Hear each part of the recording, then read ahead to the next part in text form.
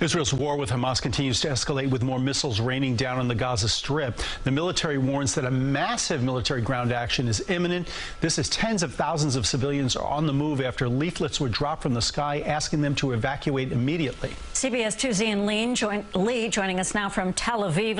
Let's talk more about those evacuation request orders. 1.1 million people, northern part of Gaza.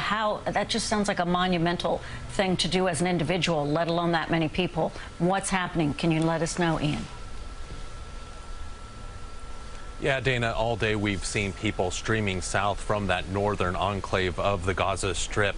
But really, it is pretty much impossible to move that many people, over 1 million people, down south. The infrastructure isn't there for it, and there isn't the infrastructure to house that many people. They would be sleeping outside, and so many people are deciding to stay put, and that is leading to a very dangerous situation as people are anticipating what the Israeli military says is going to be extreme force that's going to be used in that part of the Gaza Strip. Gaza is already a very desperate situation. They're lacking food, water, medicine, electricity. Hospitals are overflowing with the injured. More than 1,800 people have been killed, according to Palestinian health officials. So the situation is bad already right now, and people are waiting to see what this operation will look like. Now, we've heard from Israeli military officials say they actually have had troops and tanks inside Gaza on raids going after militants, also looking for clues as to trying to find those people who were taken hostage.